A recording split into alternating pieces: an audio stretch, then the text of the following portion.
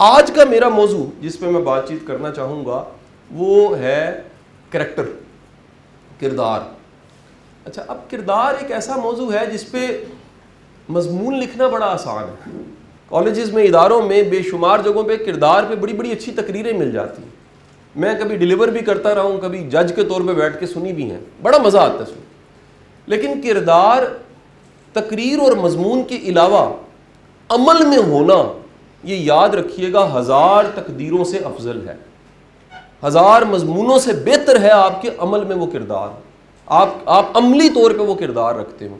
अब किरदार को डिफाइन करना भी, आप डिक्शनरीज निकाल लीजिए, गूगल से शुरू कीजिए, एथिक्स मॉरल्स की किताबें निकालिए, बेशुमार तारीफ आपको मिल जाएगी, डेफिनेशंस आपको मिल जाएंगी। लेकिन मैं उसको बड़ा आसान सा ये समझ पाया हूँ कि किरदार दरअसल अपने आप के साथ एक वादे का नाम है। क्या बोला जी मैंने? किरदार अपने अपने अपने ज़ात के साथ एक वादे का नाम है। और किरदार की दूसरी तारीफ जो मुझे बड़ी अच्छी लगी है, समझी मैंने, किरदार रोज़ का इम्तिहान। किरदार कोई ऐसी चीज़ नहीं है कि पैदा हो गया है तो वो फिर अब रहेगा। ये कोई वैक्सीनेशन नहीं है आपके इसकी कोविड की कि जी आपको वैक्सीनेशन हो गई, अब ये चलती रहेगी, या आपको बचपन में वैक्सीनेशन हुई थी। किरदार कोई वैक्सीनेशन नहीं है, या किरदार कोई ऐसा नहीं है कि बटन दबाया है या एक तकरीर सुनी है या आपने वो बना लिया तो अब सारी ज़िंदगी चलेगा। किरदार एक ऐसी चीज़ है जो रोज़ का इम्तिहान है। आपको रोज़ कहीं ना कहीं मुहासबा करना पड़ता है कि आज मैं उस करैक्टर जिसका मैंने अपने साथ एक वादा किया था, वो किरदार आज मेरे में नहीं था, या वो किरदार आज कम था, या मेरे नंबर्स उसमें ज़्यादा नहीं थे। लिहाजा वो इम्तिहान जो हम कभी मैट्रिक में, इंटरमीडिएट में, ग्रेजुएशन, मास्टर्स, या फिर वो इम्तिहान जो हम पास करके आज यहाँ भर्ती होने के बाद यहाँ आ गए हैं, ये उससे बड़ा मुख्तलिफ है। इसका सबसे गहरा ताल्लुक, मैं अगेन पहला जुमला बोल रहा हूँ, वो अपनी ज़ात के वादे के साथ। कितना मजबूत वादा आपने अपने साथ किया हुआ है कि मैंने इस पर कायम रहना है। अच्छा, फिर किरदार के बारे में शायद हमारे कई मिथ्स हैं। आप एक बड़ी मेजॉरिटी जो कांस्टेबल भर्ती हुई है वो उसी क्लास से बिलोंग करती है जिससे मैं भी आया हूँ, वो है middle class, lower middle class. हमारा मिथ शुरू में होता है लैक ऑफ एक्सपोजर की वजह से कि शायद अगर मुआश बड़ी अच्छी हो, पैसा बड़ा हो तो किरदार होता है। अगर ऐसा हो तो नैब में ढेरों जो केसेस पड़े हैं वो खुशहाल लोगों के ना हो। सोचें सर, करैक्टर के प्रॉब्लम्स हैं ना, मॉरल प्रॉब्लम्स हैं, फाइनेंशियल बड़े बड़े स्कैम्स हैं, वो जाके देख लीजिए आप, करोड़ों के, अरबों के रिकवरीज पता लगती है जी 200 अरब रुपया रिकवर कर लिए, तो वो तो सारे के सारे पैसे वाले लोग। तो किरदार का कहीं ताल्लुक, हम ये समझते, मिथ है हमारा कि इसका बड़ा गहरा ताल्लुक किसके साथ है? पैसे के साथ है। मैं आपको बता रहा हूँ पैसे के साथ नहीं है, पैसे के साथ नहीं है। अच्छा, फिर लगता है किरदार का ताल्लुक सहूलियात के साथ, जिसके पास बड़ी ज़्यादा सहूलियात हैं, सब चीज़ें हैं, वो बड़ा किरदार वाला होता है। सर बिल्कुल नहीं। आपको बड़ी बड़ी लग्जरी लाइफ जीने वाले, वो उनके अंदर से भूख और उनका करैक्टरलेस होना वो आपको नज़र आएगा। फिर किरदार को हमने, इंडो पाक के लोगों ने, वो 3 बुराइयों के साथ जोड़ा है। हालांकि किरदार का जो कैनवस था समझने का वो बहुत बड़ा है। वो 3 बुराइयाँ क्या हैं? वो है, एक शराब, दूसरा जना, और तीसरा पैसे की करप्शन। 3 चीज़ों को हमने समझा, अगर ये नहीं है तो बड़ा किरदार वाला है। और 3 चीज़ों में अगर हमें शायबा भी है, शक भी है, हम कहते हैं बड़ा करैक्टरलेस है। होना तो बड़ी बात की बात है, अगर हमें शक हो तो हम कहते हैं ये करैक्टरलेस है। हालांकि किरदार का कैनवस, ये 3 चीज़ें तो करैक्टर हैं, लेकिन किरदार की अगर मैं पूरी पिक्चर ड्रॉ करूं तो ये 3 चीज़ें उस बड़ी सी पिक्चर का एक हिस्सा है। अब वो क्या है करैक्टर? मैं जिस किरदार की बात कर रहा हूं वो है प्रोफेशनल करैक्टर। क्या बोला जी? Professional character. अब ये बात आज से याद रख लीजिएगा, हम इंसान हैं, हम गुनाहगार हो सकते हैं, हम कमज़ोर हो सकते हैं, ऊंच नीच हो सकती है, 100 में से 100 नंबर मुमकिन नहीं है। वलीउल्लाह के शायद हो सकते हैं, इंसान के लिए नहीं हो सकते, आम इंसान के लिए। और देखिए हुक्म क्या है? हुक्म यह है कि रोज़ अस्तगफार पढ़ के सोएं। क्यों? आपको भी शायद याद ना हो क्या गलती मैंने की, आपको भी खबर ना हो कि कौन सा मेरा अमल जौन सा था वो सही नहीं था, वो खैर वाला नहीं था। तो अस्तगफार का रोज़ हुक्म है कि खबर नहीं है कहाँ गलती आपने की है। किरदार की मुकम्मल डेफिनेशन तो करना मुमकिन नहीं है, लेकिन किरदार में प्रोफेशनल कैरेक्टर एक बड़ी इंपॉर्टेंट चीज़ है। क्यों? आप जरा देखिए, ड्यूटी का टाइम एक कांस्टेबल का सर क्या होता है, डीएसपी साहब कितना टाइम होता है एवरेज अगर दिखा रहे हैं? हम इसे 12 घंटे कह देते हैं। 12 घंटे इसलिए कह देते हैं कि बाज़ औक़ात पता नहीं होता। सिस्टम ऐसा है जिसमें आपकी ड्यूटी 8-10 घंटे हो सकती है। अब आप पूरे 24 घंटों में से 8-10 घंटे वो निकालें, वो टाइम कौन सा होगा जी? वो आपके डे का प्राइम टाइम होगा। कौन सा वर्ड है जी? ये जो मैं यहां सुबह उठ के आ गया हूं, ये शाम तक का मेरा वक्त, ये क्या है? कैसे प्राइम टाइम है? अच्छा, प्राइम टाइम का वर्ड सुना है जी आपने? क्या होता है प्राइम टाइम? बोले, आप लोग राय दें, कंफर्टेबल होके बताएं। प्राइम टाइम क्या होता है जी? बेहतरीन वक्त। और क्या होता है जी? ये वैसे कहां सुना है आपने प्राइम टाइम का वर्ड? मीडिया में सुना है जी। और प्राइम टाइम मीडिया का कौन सा होता है जी? शाम 7 बजे से 7-8 बजे से। क्यों प्राइम टाइम होता है? जवाब बड़ा अच्छा है जी, उस वक्त देखने वाले ज़्यादा होते हैं। सब लोग आखिरकार पूरा दिन दफ्तर काम सब चीज़ों से फारिग होने के बाद टीवी लगा के टीवी देखते हैं, तो वो शाम का वक्त होता है, और रात तक टीवी देखते हैं, तो ये प्राइम टाइम है। यानी टीवी की आंख से देखा जाए तो प्राइम टाइम वो हमारा प्राइम टाइम नहीं होता। आपको मैंने क्या बोला है? वो हमारा प्राइम टाइम नहीं। जैसे अगर व्यापार की बात करें, कारोबार की बात करें, तो कोई कहेगा जी ये सीजन है साड़ा। यानी आप सोचें कि जो सीजन का वर्ड है वो दुकानदार के लिए कुछ और है, सब्जी वाले के लिए कुछ और है। आपके लिए प्राइम टाइम, एक प्रोफेशनल के लिए प्राइम टाइम वो है जिसमें उसने परफॉर्म करना है। 24 घंटों में वो 8-10 घंटे जो हम सोते हैं वो प्राइम टाइम नहीं है, वो रेस्ट टाइम है, डेड टाइम। लेकिन अपना बेहतरीन वक्त जो हम देते हैं अपने काम को, वो क्या है जी? वो प्राइम टाइम। जरा गौर कीजिएगा, 30-35 सालों बाद जरा मुड़ के जब आप देखेंगे तो आपको पता लगेगा कि प्राइम टाइम हमने किसको दिया है? काम को।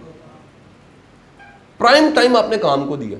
बेहतरीन जो वक्त था, मैं देख रहा हूं, अगर यकीन कीजिए, आप वर्दियां पहनेंगे थोड़ी सी तब्दीली आएगी आप में, लेकिन आप सब यूनिवर्सिटी के स्टूडेंट लग रहे हैं मुझे।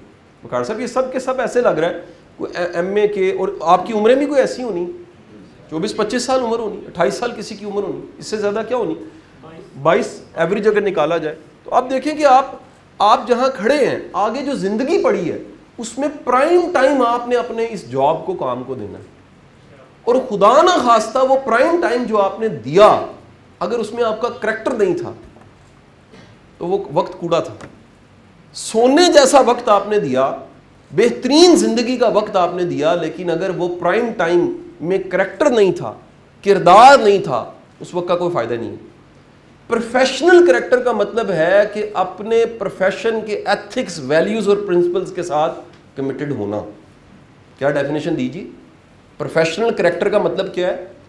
अपने प्रोफेशनल के साथ जो जुड़ी वैल्यूज हैं, जो प्रिंसिपल्स हैं, जो असूल ज़ाब्ते काम के साथ जुड़े हैं, उनके साथ कमिटेड होना। और मैं आपको बता दूं, बड़ी दुनिया ऐसी है जो नमाजी, हाजी, नेक है, लेकिन प्रोफेशनली ठीक नहीं।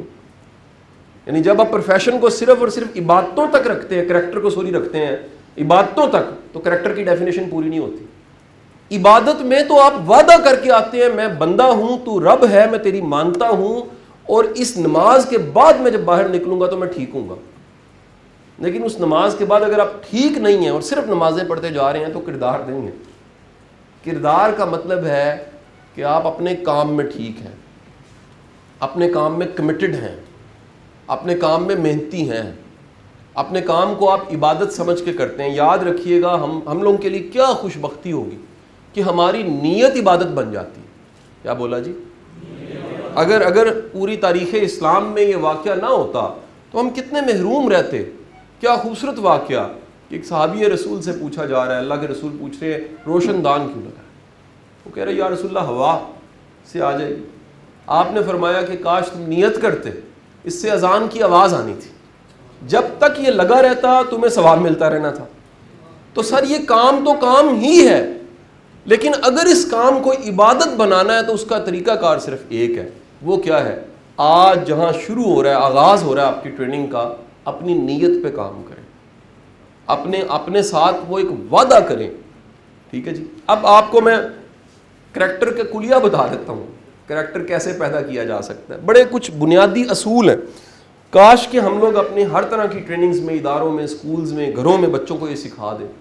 सर जी असूल नंबर 1, अगर पहला असूल आपके सामने रहेगा ना, ये रोज़ का इम्तिहान आप पास कर देंगे। क्या बोला जी? वो इम्तिहान आसान थे जो आपने दे दिए, ये इम्तिहान बड़ा मुश्किल है जो रोज़ देना है हमें। ये रोज़ इम्तिहान है जी। और इम्तिहान क्या है कि आपने अपने साथ जो वादा किया उसको पूरा करना है। असूल नंबर 1, रूल नंबर 1 कैरेक्टर के लिए, सर जी जो अल्लाह ने आपके लिए रिस्क लिखा है वो मिलना ही मिलना है। ये कहना और सुनना बड़ा आसान है, इसको अगर प्रैक्टिस करें लाइफ में, अगर होशो हवास बाशऊर इंसान जिसकी उम्र को 40 क्रॉस कर चुकी है वो मुड़ के देखे, उसे ज़िंदगी की समझ आएगी यार रब कितना बड़ा राज़िक है। जो रिस्क मुझे मिलना है वो मिलना ही मिलना है। हम गलती क्या करते हैं, जल्दी की वजह से और अपने खौफ की वजह से उसको हराम कर देते हैं। हराम कैसे होता है सर? 2 वजूहात, एक जल्दी, दूसरा खौफ। जल्दी क्या है कि कहीं ऐसा ना हो ना मिले, कहीं ऐसा ना हो ना मिले, और दूसरी चीज़ क्या है? खौफ कि मैं महरूम ना रह जाऊं, मेरी पता नहीं आने वाला वक्त कैसा होगा। सर जब आपका ये ईमान है जेंटलमैन कि मुझे जो रिस्क मिलना है वो मिल के रहना है, वो मिल के रहना है। अब फिर मैं कहूँगा ये बात, क्योंकि इब्तिदा पे आप समझ रहे हैं सारी ज़िंदगी ये बाज गश्त आपके अंदर गूंजेगी। वो क्या? रिस्क सिर्फ पैसे नहीं है। इसी का सब पॉइंट बोला मैंने। क्या बोला जी? रिस्क सिर्फ पैसे नहीं है। वो क्या है जी? रिस्क को हमने महदूद किया। रिस्क की सबसे महदूद शक्ल क्या है? पैसे। दोबारा बोल रहा हूं, रिस्क की सबसे महदूद शक्ल क्या है? रिस्क की और शक्लें जरा सुन लीजिएगा।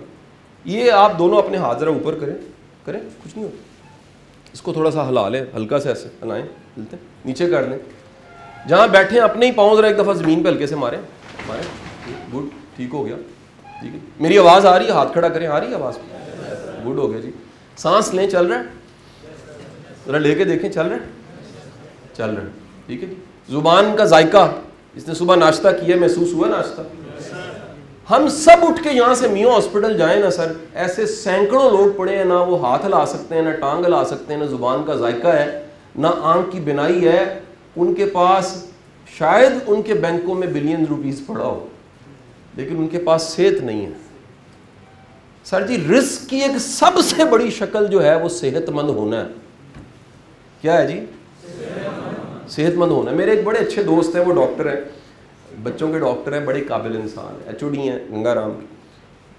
तो वो अक्सर कहते हैं शाह साहब साढ़े बच्चे हैं, देखो घर खेडते हैं, असी कहते मिट्टी लगी है तो एलर्जी हो।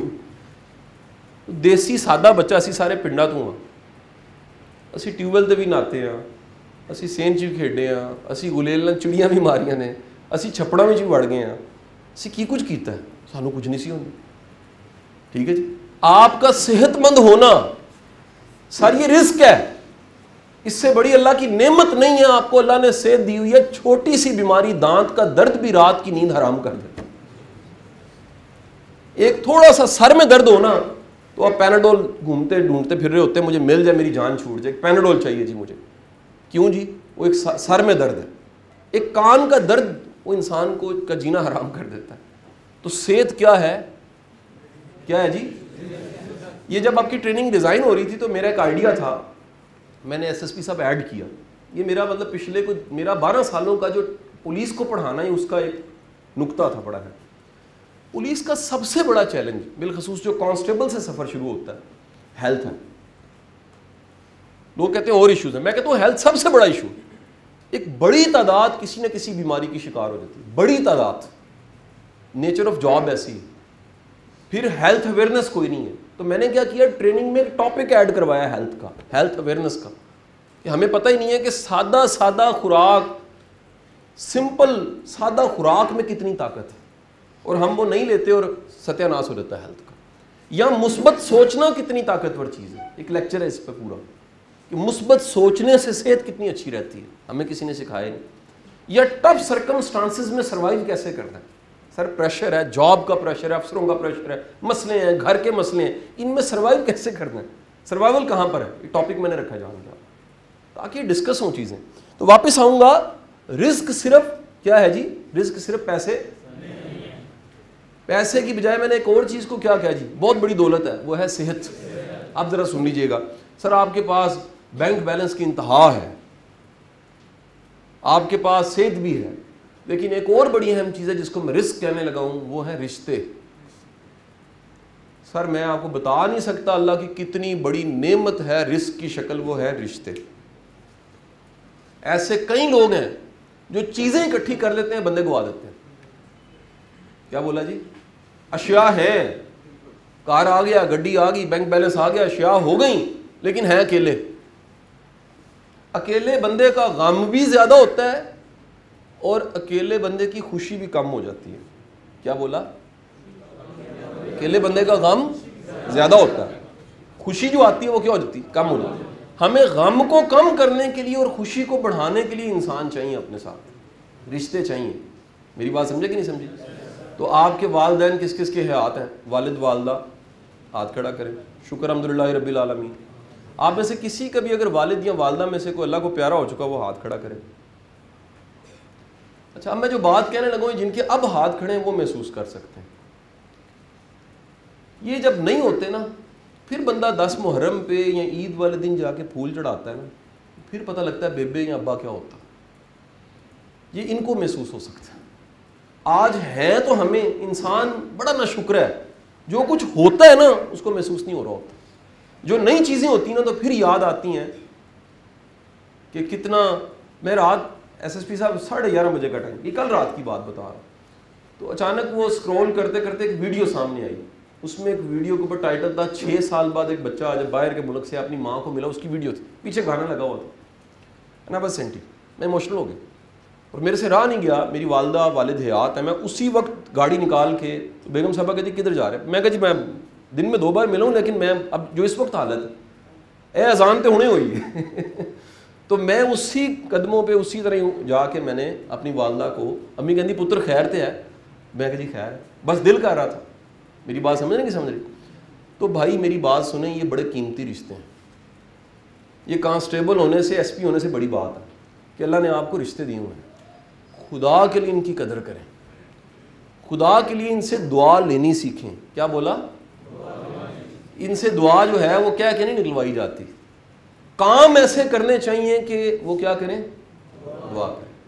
तो अपनी ज़िंदगी के सारे वो ताल्लुकात जो अल्लाह ने बनाए या आपने बनाए, उनकी कदर करें। ये भी रिस्क की शक्ल है, ये भी रिस्क की शक्ल है। रिस्क क्या है? अगला पॉइंट याद रखिएगा, रिस्क है रिस्पेक्ट, आपकी रिप्यूट, आपका इज्जतदार होना, आपका लोग अगर आपका एहतराम करते हैं। और एक बात याद रखिएगा, एहतराम सीट का नहीं है, लगता है ऐसे ही है, एहतराम भी अर्न करना पड़ता है। ये भी अर्न करने वाली चीज़ है। ये भी अगर आप कमाएं तो होता है, ये ना कमाएं तनख्वाह जैसे कमानी पड़ती है, रिस्पेक्ट कमानी पड़ती है। और रिस्पेक्ट कमाने के लिए अपने काम, अपनी हरकतें, अपनी साख का ध्यान करना चाहिए। तो ये भी रिस्क की शक्ल है। और मैंने ज़िंदगी में सर प्रैक्टिस करके देखा है कि जितनी ज़्यादा आप इज्जत के पीछे भागें, पैसा पीछे आ जाएगा। आप अपनी रिप्यूट को ठीक रखें, पैसा पीछे आ जाता। लेकिन लोग भागते पैसे के पीछे हैं, पैसा आ भी जाता है लेकिन रिप्यूट नहीं होती। और जिसकी रिप्यूट नहीं होती, अल्लाह उसको मौके नहीं देता, दरवाजे बंद होने लग पड़ते हैं। तो बड़ी अर्निंग क्या है? तो प्रिंसिपल बेसिक क्या हो गया जी? रिस्क जो है, जो अल्लाह ने लिखा है वो मिलना ही मिलना है। अब एक बड़ा ही मारूफ तारीख़ इस्लाम का वाक़या है जिसको मैं कोट करता हूँ, वो एक फ़लसफ़ा समझाने के लिए, जिसमें बड़ा ही गहरा फ़लसफ़ा। रवायत कोट की जाती है कि हज़रत अली करबला वाजो, आपके पास ऊँट था, उसकी महार आपने पकड़ी थी, कहीं जा रहे थे और रास्ते में आपको हाजत पेश आई, तो आपने सोचा इस ऊँट को बांधने की भी जगह नहीं थी, किसके हवाले किया जाए। एक अरबी बद्दू मिल गया, उसके हवाले वो ऊँट किया। ऊँट उसके हवाले करने के बाद कहा कि आप इसकी थोड़ी हिफाजत कीजिए, मैं चंद लम्हों में वापस आ जाता हूँ। तो जब वापस आए तो ऊँट मिल गया, लेकिन उसकी जो महार थी, जो उसने पहना हुआ था, सारा सामान वो नहीं था। बड़े हैरान हुए, ये क्या ऐसा हुआ कि ऊँट तो अपनी जगह मौजूद है लेकिन उसकी महार नहीं है। तो उसी लम्हे उसको हाँकते हुए बाज़ार तक ले गए कि शायद बाज़ार में से मुझे कोई दोबारा उसकी नकेल, महार चीज़ें मिल जाएं तो मैं उसको पहना दूँ। बाजार में गए तो वही महार और वही सामान एक दुकान पे लटक रहा था। तो आप जनाब बड़े हैरान हुए और जाके आपने उससे कहा कितने का? उसने कहा जी 2 दरहम। आपने 2 दरहम दिए और 2 दरहम देने के बाद वो ख़रीदा, वापस ऊँट को पहनाया और उससे पूछा, उस दुकानदार से पूछा ये बताओ कि तुमने कितने का ये ख़रीदा? उसने कहा जी मैंने अभी चंद लम्हे पहले एक अरबी बद्दू से 2 दरहम का ही ख़रीदा, मैंने सोचा ले लिया, चले 2 दरहम का ही निकाल देता हूँ। तो आपने कहा वाह रब, मैंने उसको 2 दरहम हलाल के इनाम में देने थे, लेकिन उसकी जल्दबाजी और उसके खौफ ने क्या किया, उन 2 दरहम को हराम कर दिया। एक बात सर लिख के रख लीजिएगा, हराम सामने पड़ा हो छोड़ दें, ये आजमाया नुस्खा। किस बुनियाद पे? उस रब ने वसीले बनाने आते जाना है सर, ये निशानी है, आ जाना है। आ तो गया था ना, मौका था, हराम था, लेकिन आपने क्या किया? आपने उस पर भरोसा किया, छोड़ दिया। आपने कहा मेरे मालिक तू गवाह रही कि मैंने तेरे लिए छोड़ा है। सर वो रिस्क मिलना ही मिलना है। 2 चीज़ें ऐसी हैं जो तलाश करती हैं बंदे को, मौत भी जब आनी होती है और रिस्क भी जो मिलना होता है। वो मिलना है, मिल के रहना है। उसकी शक्ल क्या है? मैंने अभी आपको सिर्फ 2-3 शक्लें बताई हैं। सिर्फ इसी पे रिस्क पे मैं सेशन देता तो तकरीबन कोई 4-5 घंटे की नशिस्त चाहिए। रिस्क किस किस शक्ल में? मुस्कुराहट एक रिस्क है, इखलाक बड़ा रिस्क है, हयादारी बड़ा रिस्क। जितनी इस्लाम में हमें वैल्यूज सिखाई हैं रिस्क है। आजमा के मैंने देखा है कि बाइखलाक इंसान जो है, खुश इखलाक इंसान, उसका रिस्क बढ़ना शुरू हो जाता है। मुस्कुरा के मिलने वाला, इज्जत देने वाला, उसका रिस्क बढ़ जाता है। आसानी पैदा करने वाला, उसका रिस्क बढ़ जाता है। रास्ता बताने वाले का रिस्क बढ़ने लग पड़ता है। दूसरे का दर्द महसूस करने वाला, उसका रिस्क बढ़ जाता है। सखावत करने वाले का रिस्क बढ़ जाता है। खैरात करने वाले का रिस्क बढ़ जाता है। तो रिस्क तो मेरे भाई कई शक्लों में पड़ा हुआ। औलाद भी एक रिस्क है, बड़ी शक्लें उसकी। तो मेरी आपसे गुजारिश है कि पहला प्रिंसिपल आपने याद रखना है जिस पे करैक्टर खड़ा होता है। यानी किरदार को संभालना तब बड़ा आसान है जब आपको ये वादा याद रहे कि जो रिस्क मिलना है वो मिल के रहना है, वो नहीं छीना जा सकता। दूसरी बात, किरदार का दूसरा प्रिंसिपल जो है वो हम दिन में कई बार पढ़ते हैं लेकिन ध्यान नहीं देते इसमें मैसेज क्या पोशीद है। किरदार का दूसरा मैसेज, दूसरा प्रिंसिपल, वो हम हर काम से पहले, आज भी हमने हर काम से पहले और जिंदगी में हर काम से पहले हम क्या पढ़ते हैं जी? मिलके पढ़े क्या पढ़ते हैं? क्या तर्जुमा है इसका, क्या मानी है इसका? शुरू अल्लाह के नाम से जो बड़ा रहमान और नहायत रहम करने वाला। ठीक है जी, रहीम है और बड़ा रहम करने वाला है। आप कभी गौर करें कि किसी भी आप अल्फाज के इस्तेमाल में अगर एक ही तरह के अल्फाज को बार बार इस्तेमाल कर रहे हो तो वो क्या होता है? मतलब उससे क्या बनता है? जोर लगाना होता है। मैं आपसे मोहब्बत करता हूँ, मैं आपसे बड़ी मोहब्बत करता हूँ, मैं आपसे बड़ी शदीद मोहब्बत करता हूँ। तो तीनों में मोहब्बत तो कॉमन है, लेकिन बड़ी और शदीद दोबारा आया। मोहब्बत तो तीनों जगह पर थी। अब गौर करें कि रहमान और रहीम में, रहमान और रहीम में क्या चीज़ सिमिलर है? बताएं जी।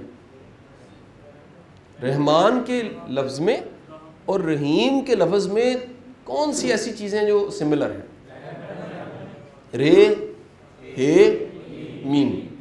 रहम, रहम जो वर्ड है अरबिक में पहला इसका जो माखज़ शुरू में समझा जाता है रे, हे, मीम, वो रहम मादर है। क्या है जी? रहम मादर क्या होता है? ये वो जगह जहाँ पर माँ के पेट में बच्चा पलता है। ये वो जगह है माँ के पेट में जहाँ बच्चा, अगर उस जगह की बेसिक एम्ब्रियोलॉजी जो मैट्रिक या इंटरमीडिएट में भी बायोलॉजी में या साइंस में पढ़ते हैं वो क्या है?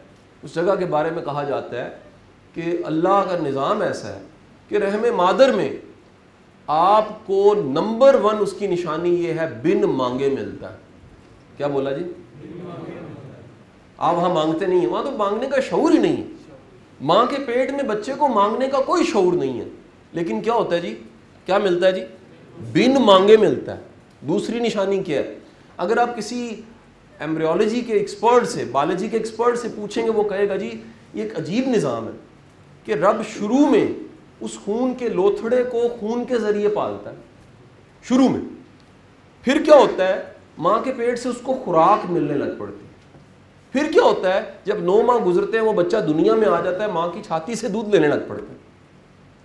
तो एक बात हमें पता लगती है, रहम मादर वो जगह है जहां पर असबाब वक्त के साथ साथ पैदा होते रहते हैं। क्या बोला जी? असबाब वक्त के साथ साथ, यानी असबाब के लिए खुद नहीं कुछ करना पड़ता, असबाब बनते हैं और हम उस तक पहुंच जाते हैं। जब खून चाहिए खून मिल गया, जब खुराक चाहिए अल्लाह ने खुराक के इंतज़ाम पूरे कर दिए। तो मुझे इस बिस्मिल्लाहिर्रहमानिर्रहीम की एक खूबसूरत तशरीह ये मिली कि बिस्मिल्लाहिर्रहमानिर्रहीम दरअसल हम उस नाम को लेके, अल्लाह के नाम को लेके याद करते हैं कि वो रब माँ के पेट में पाल सकता है, तो इस ज़िंदगी में क्यों नहीं पाल सकता? क्या बोला जी? बिस्मिल्लाह क्या है? इस बात को याद करना है कि वो रब है। उस रब की सिफ्त क्या है? बिन मांगे भी देता है और ज़रूरत से पहले असबाब पैदा। अच्छा, ये हम जल्दबाज हैं। मैंने क्या बोला? हमारा प्रॉब्लम क्या है? ये जो जल्दबाजी है ना सर यहाँ से कैरेक्टर ख़राब होता है। और आपको फिर बता दूं, हम हैं सारे के सारे क्या? जल्दबाज। बाय डिफ़ॉल्ट आपका जो तारुफ कुरान में मौजूद है ना, वो क्या है? जल्दबाज है। और क्या तारुफ पड़ा हुआ है? नाशुक्रा बड़ा।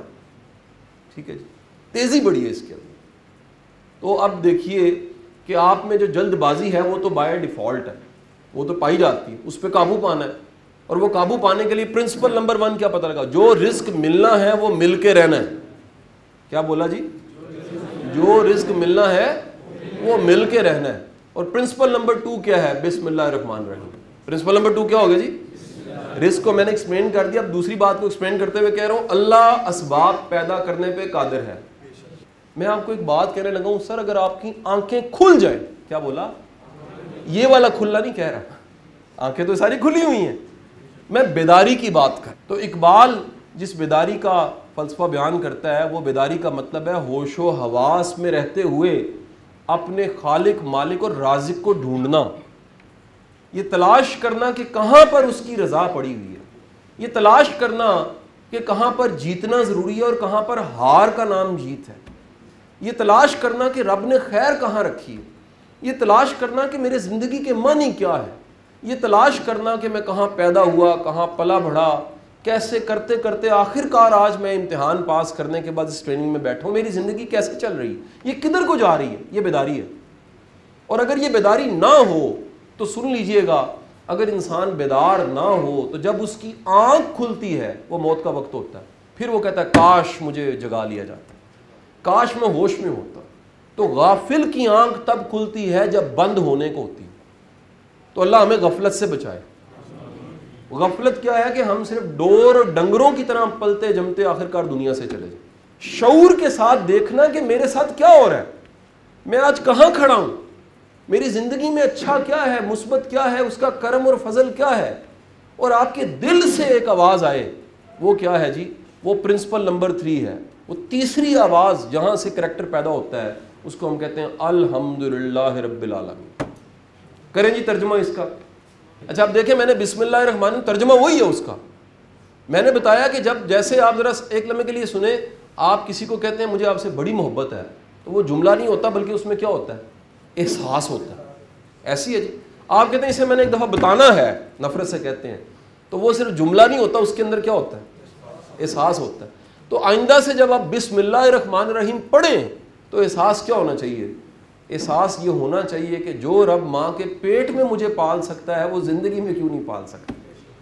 एहसास क्या होना चाहिए? एहसास ये होना चाहिए कि जो रब वहाँ पर असबाब पैदा कर सकता था, मुझे जितनी तपश चाहिए थी, जो कंट्रोल टेम्परेचर चाहिए था, जो वहाँ पर अंधेरा चाहिए था, वो सब अल्लाह ने वहाँ पैदा किया। तो यार ज़िंदगी में मेरा मालिक मेरे पे करम और फजल क्यों नहीं करेगा? तो उस वाक़या, वो रेह मीम वाक़े की याद का नाम है बिस्मिल्लाहिर्रहमानिर्रहीम। ठीक है जी। तीसरा प्रिंसिपल क्या था जी? अल्हम्दुलिल्लाह। तर्जुमा आपने क्या किया?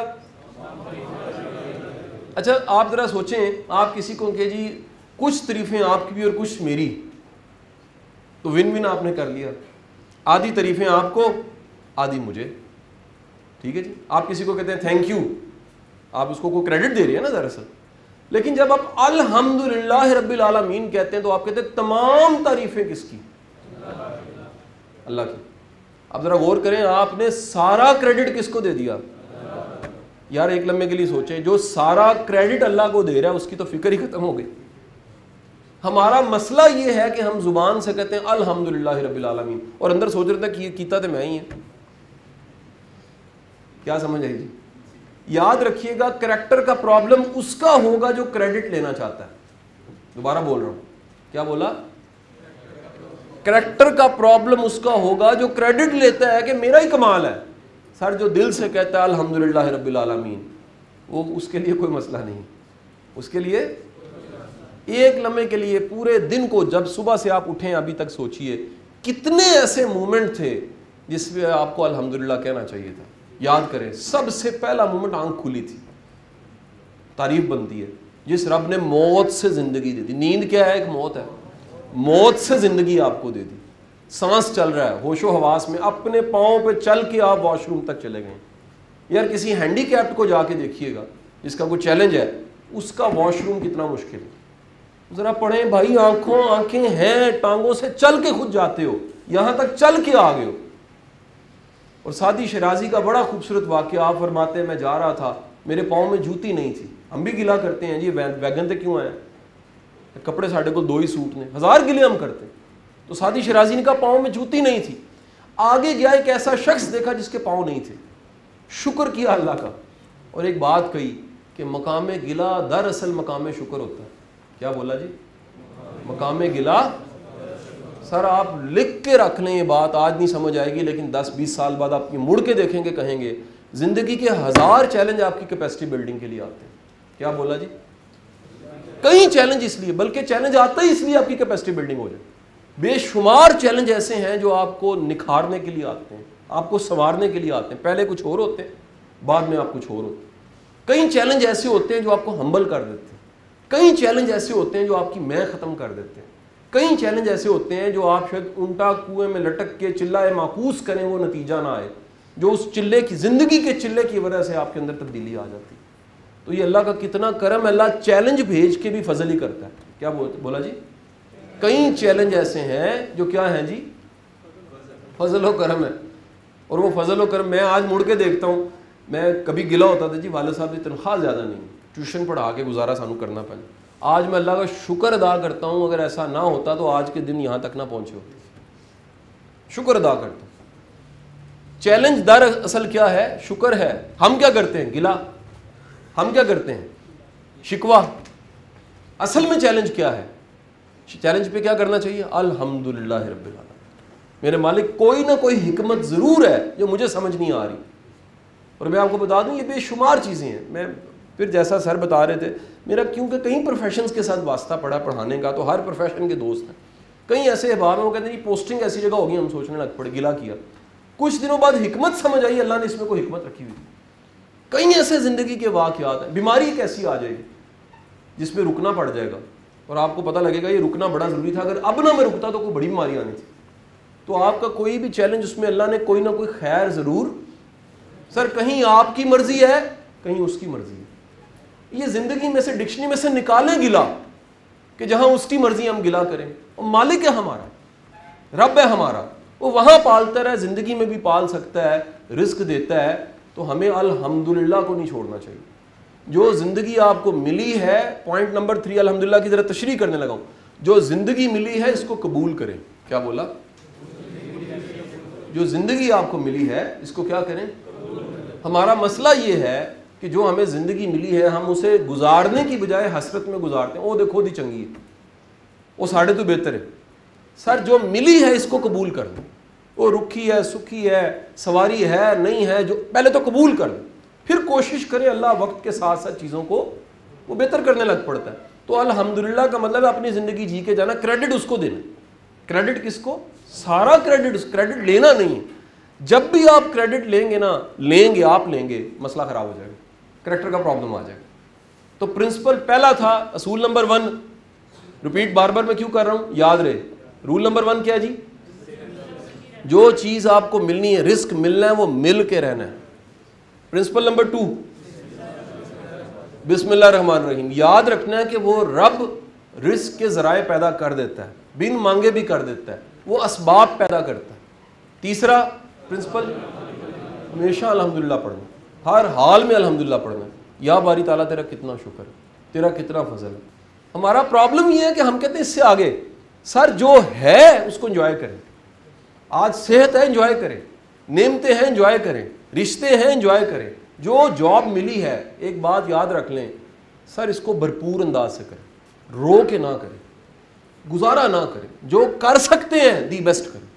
और अगर हम जो कर सकते हैं दी बेस्ट करेंगे, मेरा ईमान है अल्लाह अपना फजल व करम जरूर करेगा। अच्छा, अब अगली बात, point number 4, principle number 4। Sir character का ताल्लुक है कल के साथ। किसके साथ जी? फ्यूचर के साथ। ठीक है जी। जिस इंसान का अपने मुस्तकबिल पे यकीन नहीं है उसका करैक्टरफुल होना बड़ा मुश्किल है, बल्कि नामुमकिन है। क्या बोला जी? जुमला बज़ाहिर बड़ा आसान है लेकिन इसमें फ़लसफ़ा है पूरा। क्या? जिस इंसान का अपने कल पे यकीन नहीं है, फ्यूचर पे यकीन नहीं है, वो किरदार वाला नहीं हो सकता। इसको जांचने का, समझने का, अपने आप को फ्यूचर पे गुमान अच्छा रखने के कई तरीके हैं। एक तरीका बता देता हूँ, कई तरीकों में से एक तरीका जो मैंने अपने उस्ताद से सीखा, सरफराज शाह साहब से। वो कहते हैं पीछे मुड़ के देखो अपनी ज़िंदगी में, होशो हवास की ज़िंदगी में, रब कैसे वसाइल पैदा करता रहा, रब कैसे करम करता रहा, रब कैसे फजल करता रहा। अब ये करम और फजल की डेफिनेशन सुन लें। किताबों में क्या लिखी है मुझे नहीं पता, लेकिन मैं जिस करम और फजल की डेफिनेशन को समझाऊँ मैं एक्सप्लेन कर देता हूँ। करम और फजल का मतलब है अपनी औकात से ज़्यादा, अपनी हैसियत से ज़्यादा। तो आपको मुड़ के कई जगह याद आएगा, या बारी ताला मेरी तो औकात नहीं थी, मेरा तो इसमें कोई कमाल नहीं था, मैं तो डिज़र्व नहीं करता था। ये जो हमारा ये ख्याल है ना, ईगो हमारी जो है, कहती है कि मैं डिज़र्व करता हूँ, ये गलत फहमी है। मुड़ के देखेंगे तो आपको याद आएगा कि यार मैं तो डिज़र्व नहीं करता था, मुझे तो कई जगह ज़िंदगी में अल्लाह ने ऐसा नवाजा है जहाँ मेरा कमाल नहीं था। ये ढूंढा करें, ये सोचा करें। देखें, इबादत सिर्फ ज़ुबान नहीं है, ख्याल इबादत है। ख्याल का पीछे मुड़ के जाना और माजी में से ढूंढ के लाना कि यार अल्लाह ने कैसा करम किया। मैं एसएसपी साहब जब थोड़ा रिनाउन हो गया, मैं सारे उस्तादों को ढूंढा, अपने कॉलेज गया, यूनिवर्सिटी गया, सब जगह। तो उनमें से एक टीचर ने, मैथ के टीचर थे, उन्होंने कहा कि यार अगर तू ना भी आके बताता, हमें कौन सा पता लगना था कि तू हमारा शागिर्द है। मैं कहा सर अल्लाह को तो पता था ना सर, मुझे तो पता था। तो आज अगर अल्लाह ने 4 नाम सलाम करते हैं लोग, तो बनता था मिठाई फूल लेके मैं जाता। एक रशियन कोटेशन थी, उसका ट्रांसलेशन नीचे लिखा हुआ था, तो मुझे बड़ी अच्छी लगी। किसी मैंने फ़ौज की ट्रेनिंग में उसको परमानेंट शामिल किया, आपको भी वो सुना देता हूँ। कोटेशन ये थी, उसका तर्जुमा ये था कि ज़िंदगी में बेलोस मोहब्बतों का और इज़्ज़तों का मिलना निशानी है कि अल्लाह पे मेहरबान। क्या बोला जी? God is kind. God kind क्यों है? काइंडनेस क्यों है उसकी? गॉड की काइंडनेस की निशानी ये है, अल्लाह की सबसे बड़ी काइंडनेस की निशानी है कि ज़िंदगी में कई लोगों ने आप पे रहम किया, कई लोगों ने आप पे आसानियाँ की हैं। अब ज़रा देखिए, अगर माजी में अल्लाह ने वो काइंडनेस दी तो मुस्तकबिल में क्यों नहीं देगा? जब आप अपने माजी में झांकते हैं, आपको नज़र आती है वो काइंडनेस, तो फिर मुस्तकबिल पे यकीन, खुदा के करम पे यकीन। क्या बोला? और भाई अपने मुस्तकबिल पे पूरा यकीन रखो। जिस रब ने पाल के यहाँ तक, कितने लोग हैं सर ये बैठे हुए सर? मैं गारंटी से कहता हूँ इस क्लास में 50 ऐसे लोग हैं, अपने घर से जाके कंफर्म कर लीजिएगा, बचपन में आप मरते मरते बच्चे होंगे। कंफर्म कीजिएगा, जिन्होंने सीरियल लेने, कईयों को नहीं पता, जाके कंफर्म कर लेना। 50 ऐसे लोग हैं जिनकी अगर मेडिकल हिस्ट्री चेक की जाए तो एक दफ़ा ज़िंदगी में ऐसा बीमार ज़रूर हुए हैं जब माँ बाप ने कहा यार इन्हें पता नहीं बचना कि नहीं बचना, अल्लाह ने करम किया फिर बच गए। यार अगर बचते हुए करते हुए अल्लाह के फजल से आज के दिन तक पहुंच गए हैं, तो वो अल्लाह कल करम नहीं करेगा। वो राज़िक आपका भी राज़िक है, आपके बड़ों का भी राज़िक है, आपके बच्चों का भी राज़िक है। हम ये कहते हैं ये जो खौफ है पता नहीं कल की होना है, हम इकट्ठा करने लग पड़ते हैं। सर ये हमारे दादों परदादों के पास कोई खौफ नहीं था, कम था, ये खौफ बढ़ गया। इस माशरे का सबसे बड़ा चैलेंज ये है, जहाँ फैसिलिटीज़ बढ़ी हैं, जहाँ आसानियाँ बढ़ी हैं, जहाँ अल्लाह के करम। ये हमारे पुलिस ऑफिसर जो सीनियर बैठे हैं सर, आज से 15-20 साल पहले मोटरसाइकिल भी कॉमन नहीं थी सर, सवारी बड़ी। यूनिवर्सिटी लाइफ सर हम याद करें, मेरी पूरी यूनिवर्सिटी पूरी क्लास में एक लड़के के पास कार थी, 4 मोटरसाइकिलें थी। मैं सिर्फ 22 साल पहले की बात कर रहा हूँ, 20-22 साल। ये आज हम यूनिवर्सिटी में जाते हैं, वो कहते हैं पार्किंग एरिया चाहिए, वसाइल बढ़े। ये सेलफोन मुझे याद है, मेरे पास वही नंबर है जब यूफोन नया 2001 में आया था, मैं यूनिवर्सिटी में था, पूरे यूनिवर्सिटी में 4 सेलफोन नजर आते थे। इट फोन पकड़ा होता था हाथ में, मोटरोला का, यार आज बच्चा जो है उसके पास गैजेट है, एसी, पहली दफ़ा मैंने शायद मेरे को 98-99 में देखा होगा, आज हर जगह एसी लगा होता है, वसाइल, कपड़े। मतलब पर्सनली मुझे बताते हुए शर्म नहीं आती कि मैं को 7वीं 8वीं क्लास से यूनिफॉर्म एक ही था, मैट्रिक तक एक ही पहनता रहा। यार आज मेरे हाल वार्डरोब्स बड़ी हुई हैं, वो कपड़े डिस्पोज करने पड़े, इतने कपड़े होते हैं। वो यार हम सब पे अल्लाह के कितने कर्म हुए होते हैं, हमें याद नहीं रहता। हम गलती ये करते हैं कि वो हुए कर्म को अपना हक समझते हैं। क्या बोला सर? जो भी उसके कर्म को अपना हक समझता है वो परेशान रहेगा।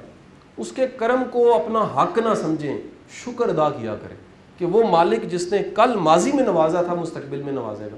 सो मुस्तकबिल पे यकीन, अपने खुदा के करम और फजल पे यकीन है। तो भाई आप मुस्बत किरदार वाले तभी हो सकते हैं जब अपने रब पे आपका यकीन है, कल को असबाब उसने पैदा करनी।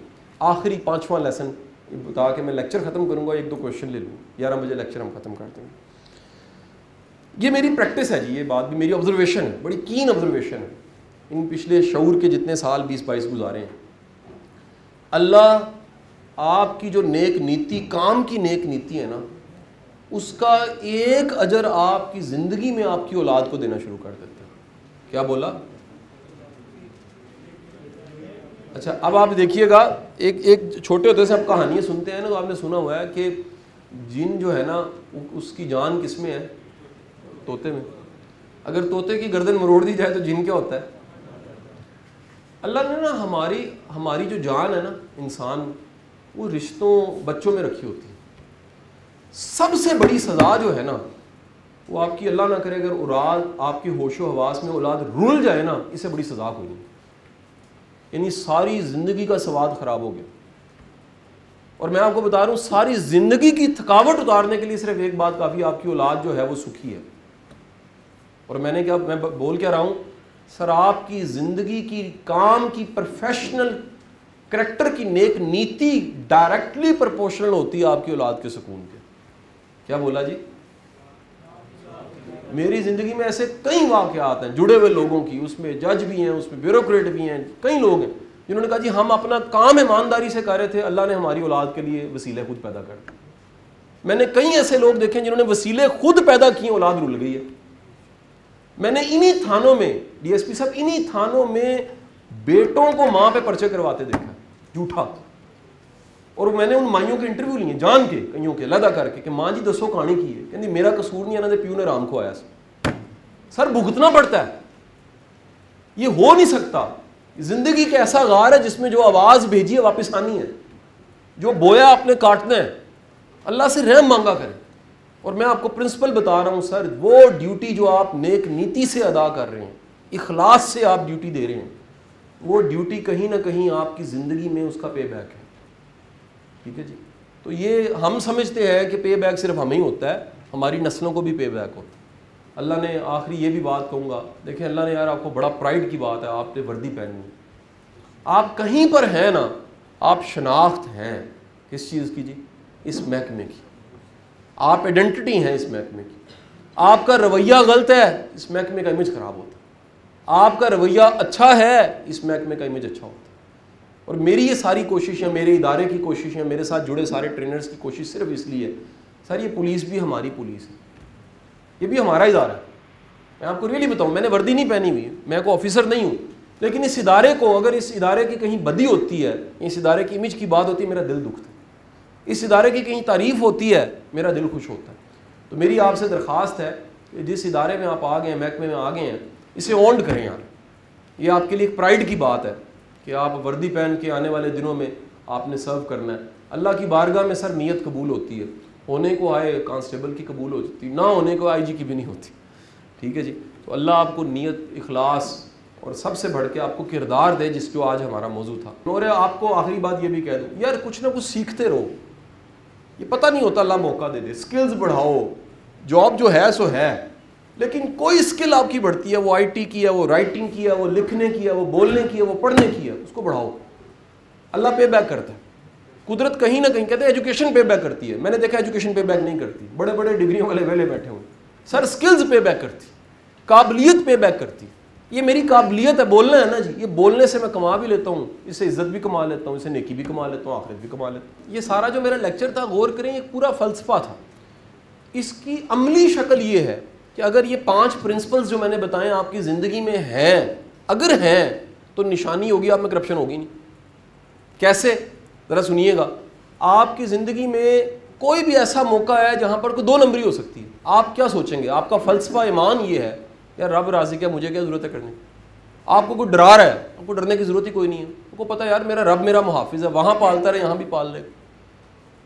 कोई शॉर्टकट आ गया, आप कहते हैं यार मसला ही कोई नहीं है, जो असबाब हैं जब चाहिए अल्लाह ने पैदा कर देने। मेरी बात समझ? तो जितना ये ईमान होगा, ईमान क्या है सर ईमान ये यकीन ही है ना वो राज़िक है। इसकी अमली शक्ल क्या है कि आप बाकी जो दरवाजे हैं उनको बंद कर देते हैं, एक दरवाजे को काफ़ी समझते हैं। वो जो एक सजदा है वो कई सजदों से निजात दे देता है। तो उसका अमली पहलू ये है कि आप में अगर ये फ़लसफ़ा है तो फिर करैक्टर खुद ब खुद होगा। मैं आप सबके लिए दुआ करूँ जी, अल्लाह ताला आप सबके लिए आसानियाँ पैदा करे। मेरी तरफ से या मेरे इदारे की तरफ से आप सबके लिए एक छोटा सा तोहफ़ा एक किताब की शक्ल में,